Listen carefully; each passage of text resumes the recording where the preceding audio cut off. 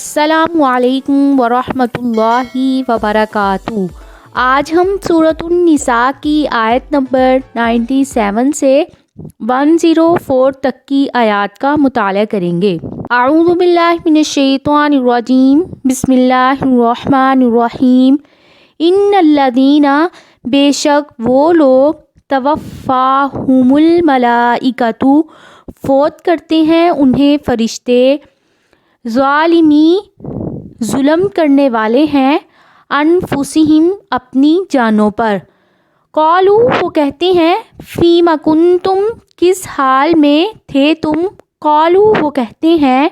کننا، تھے ہم، مستضعفین، کمزور، فی الارض، زمین میں، قالوا، وہ کہتے ہیں، الم تکن، کیا نہیں تھی، ارض اللہ، اللہ کی زمین، واسعۃً، وسیع، فتہاجروا، تو تم ہجرت کر جاتے، فیہا، اس میں، فاولئک، پس یہی لوگ ہیں، مأواہم، ان کا ٹھکانہ، جہنم، جہنم ہے، وساءت مصیرا، اور کتنا برا ٹھکانہ ہے۔ یہ آیت ان لوگوں کے بارے میں نازل ہوئی ہے جو مکہ اور اس کے قرب و جوار میں مسلمان تو ہو چکے تھے، لیکن انہوں نے اپنے آبائی علاقے اور خاندان کو چھوڑ کر ہجرت کرنے سے گریز کیا تھا، حالانکہ انہیں ہجرت میں کوئی بھی رکاوٹ نہیں تھی، جبکہ مسلمانوں کی قوت کو ایک جگہ اکٹھا کرنے کے لیے ہجرت کا نہایت تاکیدی حکم دیا جا چکا تھا۔ اس لیے جن لوگوں نے ہجرت کے حکم پر عمل نہیں کیا ان کو یہاں ظالم قرار دیا گیا ہے اور ان کا ٹھکانہ جہنم ہے۔ یعنی فرشتے ڈانٹ ڈپٹ کے انداز میں ان سے پوچھتے ہیں کہ تم مسلمان تھے یا کافر، دارالکفر میں پڑھتے کیا کرتے رہے اور مدینہ کی طرف ہجرت کیوں نہیں کی؟ اس سے معلوم ہوا کہ ایسے لوگ مسلمان ہونے کے باوجود بلا عذر ترک ہجرت کی بنا پر ظالم کی موت مرتے ہیں۔ الا المستضعفین، سوائے جو کمزور ہیں، من الرجال، مردوں میں سے، والنساء، اور عورتوں میں سے، والولدان، اور بچوں میں سے، لا یستطیعون، نہیں وہ طاقت رکھتے، حیلۃ، کسی ہیلے کی، لا یہتدون، اور نہیں وہ پاتے، سبیلا، کوئی راستہ۔ اس آیت میں ان لوگوں کو مستثنی قرار دیا گیا ہے جو واقعی بے بس اور معذور تھے اور ہجرت نہیں کر سکتے تھے۔ ابن عباس فرماتے ہیں، میں اور میری والدہ ان لوگوں میں سے تھے جنہیں اللہ تعالیٰ نے معذور قرار دیا تھا۔ ان لوگوں میں عیاش بن اور سلمہ بن حشام وغیرہ بھی شامل ہیں جن کے حق میں رسول اللہ صلی اللہ علیہ وسلم کفار کے پنجے سے نجات کے لیے دعا کیا کرتے تھے۔ فَأُولَئِکَ، پس یہی لوگ، عَسَى اللَّهُ، امید ہے اللہ تعالیٰ، اَن یعفو، یہ کہ درگزر کرے، عنہم، ان سے،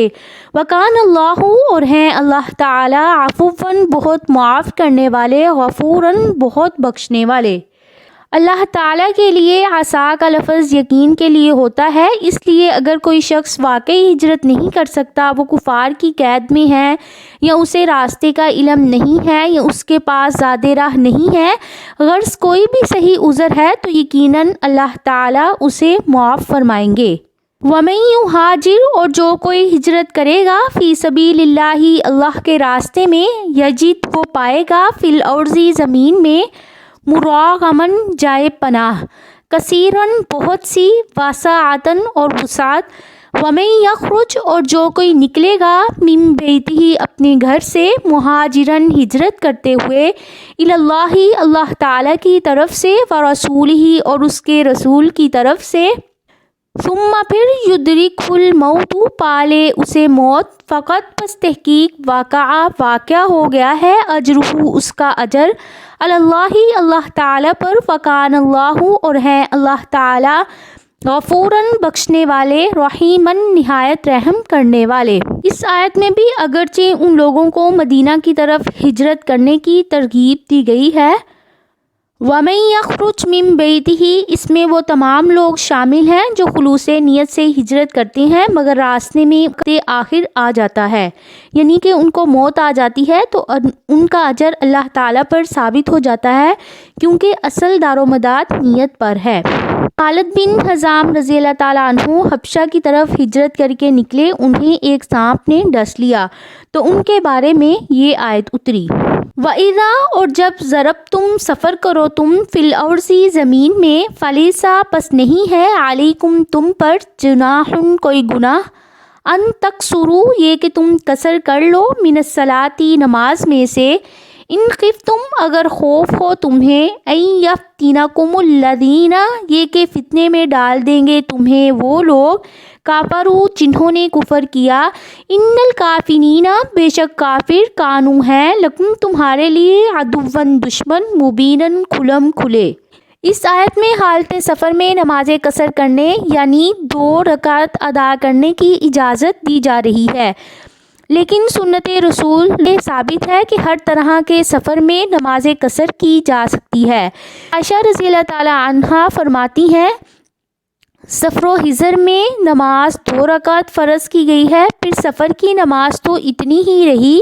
اور حضر یعنی جو ہم نماز گھر میں پڑھتے ہیں اس میں اضافہ ہو گیا۔ اس وقت پورا عرب دارالحرب بنا ہوا تھا، کسی طرف کا سفر بھی خطرات سے خالی نہیں تھا۔ یہ شرط نہیں کہ سفر میں خوف ہو تو قصر نماز ادا کرو۔ بعض صحابہ کے ذہن میں یہ خیال آیا اب تو امن ہے، ہمیں سفر میں قصر نماز ادا نہیں کرنی چاہیے۔ نبی کریم صلی اللہ علیہ وسلم نے فرمایا یہ ایک صدقہ ہے جو اللہ تعالیٰ نے آپ پر کیا ہے، لہٰذا اس کا صدقہ قبول کرو۔ حارث بن وہب سے روایت ہے، وہ فرماتے ہیں کہ مینا میں نبی کریم صلی اللہ علیہ وسلم نے ہمیں 2 رکعت نماز قصر پڑھائی، حالانکہ آپ صلی اللہ علیہ وسلم بالکل امن میں تھے۔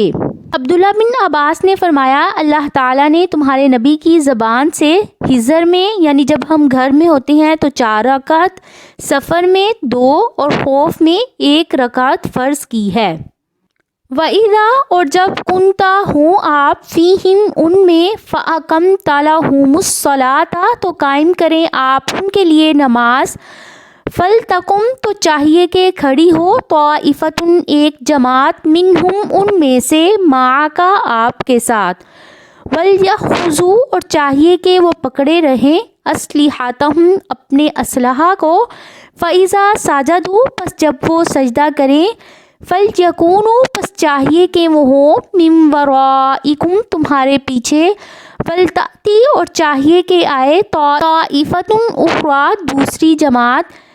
لم یصلوا نہیں انہوں نے نماز پڑھی، فَلْيُصَلُّوا پس چاہیے کہ وہ نماز پڑھیں، مَعَکَ آپ کے ساتھ، وَلْيَأْخُذُوا اور چاہیے کہ وہ پکڑے رکھیں، حِذْرَهُمْ اپنا بچاؤ،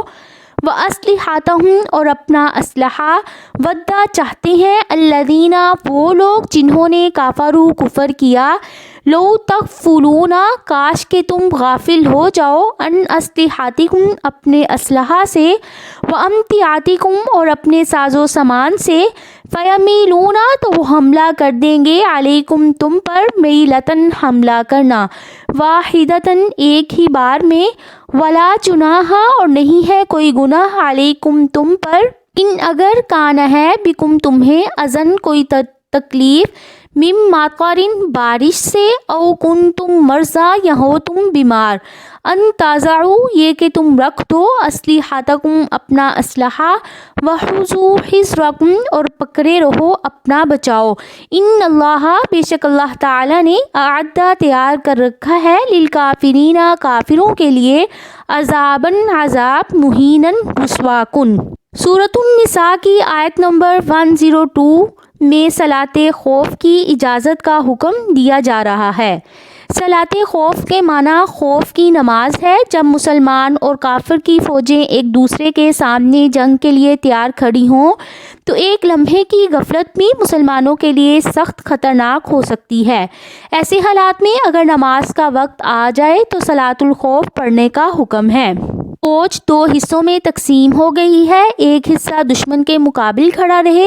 تاکہ کافروں کو حملہ کرنے کی جسارت نہ ہو، اور ایک حصہ نبی کریم صلی اللہ علیہ وسلم کے پیچھے نماز پڑھے۔ جب یہ حصہ نماز سے فارغ ہو جائے تو یہ پہلے کی جگہ مورچہ زن ہو جائے اور مورچہ زن حصہ نماز کے لیے نبی کریم صلی اللہ علیہ وسلم کے پیچھے آ جائے۔ روایات میں ہے کہ آپ صلی اللہ علیہ وسلم نے دونوں حصوں کو ایک ایک رکعت پڑھائی۔ اس طرح آپ صلی اللہ علیہ وسلم رکعت اور باقی فوجیوں کی ایک ایک رکعت ہوئی۔ اب یہ دونوں حصے باری باری ایک ایک رکعت پوری کریں تو ان کی بھی دو دو رکعت ہو جائیں گی۔ اگر خوف اس سے بھی زیادہ ہو تو پاؤں پر کھڑے پیدل یا سوار ہو کر نماز کو ادا کر لیں، منہ قبلہ رخ ہو یا نہ ہو۔ امام مالک فرماتے ہیں عبداللہ بن عمر نے کہا کہ یہ رسول اللہ صلی اللہ علیہ وسلم سے نقل کیا ہے۔ اس آیت میں یہ بھی بتایا کہ دو صورتوں میں ہتھیار اتارنے کی اجازت ہے: جب بارش ہو رہی ہے جس سے کپڑے اور ہتھیار بھیگ رہے ہوں تو ہتھیار کو اتارنے کی اجازت ہے۔ نمبر 2، کوئی شخص بیماری کی وجہ سے ہتھیار نہیں اٹھا سکتا ہے تو ان صورتوں کے علاوہ ہتھیار اتارنے کی اجازت نہیں ہے۔ فَإِذَا قَضَيْتُمُ الصَّلَاةَ، پس جب تم پورا کر چکو نماز کو، فَاذْكُرُوا، تو تم یاد کرو اللہ تعالیٰ کو، قیاماً کھڑے ہو کر، وقعوداً اور بیٹھ کر، وعلیٰ جنوبکم اور اپنے پہلوؤں پر، فَإِذَا اطْمَأْنَنْتُمْ، پس جب اطمینان میں آ جاؤ تم، فَأَقِیمُوا الصَّلَاةَ، تو تم نماز قائم کرو، إِنَّ الصَّلَاةَ، بے شک نماز، کانت ہے، عَلَى الْمُؤْمِنِینَ، مومنوں پر، کتاباً فرض کی گئی، موقوتا، مقررہ اوقات میں۔ رات الخوف میں نماز کی حالت میں جب اذکار پورے نہیں ہو سکتے، اس لیے نماز پوری ہونے پر کھڑے بیٹھے لیٹے ہر حال میں اللہ تعالیٰ کو یاد کرو تاکہ تلافی ہو جائے۔ اس کے علاوہ ہر حال میں ذکر کی کثرت ہونی چاہیے۔ جنگ کے موقع پر تو رسول اللہ صلی اللہ علیہ وسلم نے اس کا خاص حکم فرمایا ہے۔ بات اپنے ذہن نشین کر لینی چاہیے کہ جب نماز کا حکم اللہ تعالیٰ نے جنگ میں نماز کو اتنا ضروری رکھا ہے تو ہم کیوں نماز کو اتنا ہلکا سمجھتے ہیں؟ اس لیے ہم مسلمان ہونے کے ناطے ہمیں نماز کا اہتمام پورے خشوع و خضوع کے ساتھ کرنا چاہیے۔ وَلَا تَہِنُوا، اور نہ تم کمزوری دکھاؤ، فِي ابْتِغَاءِ الْقَوْمِ، دشمن قوم کی تلاش میں، ان تکونوا، اگر ہو تم، تعلمون، تکلیف اٹھاتے، فإنہم، پس بے شک وہ بھی، یعلمون، تکلیف اٹھاتے ہیں،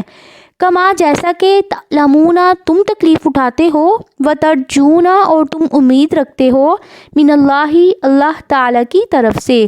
ما، اس کی جو، لا یرجون، نہیں ہے وہ امید رکھتے، وکان اللہ، اور ہیں اللہ تعالیٰ، علیماً، بہت علم والے، حکیماً، بہت حکمت والے۔ تعالیٰ نے بتایا کہ جنگ میں جیسے تمہیں جانی نقصان پہنچتا ہے ویسے ہی دشمن قوم کو بھی پہنچتا ہے، لیکن وہ کسی اجر کی امید نہیں رکھتے ہیں، اور تم حق پر ہو اور تم میں سے کوئی شہید ہو جائے یا زندہ سلامت گھر آ جائے، دونوں صورتوں میں تمہیں اللہ تعالیٰ سے اجر و ثواب کی توقع رکھنی چاہیے۔ آج کی آیات جن کو ہم نے سمجھا، اللہ تعالیٰ ہمارے علم اور عمل میں اور اضافہ فرمائے اور قرآن کو اور زیادہ سمجھ کر پڑھنے کی توفیق عطا فرمائے، آمین۔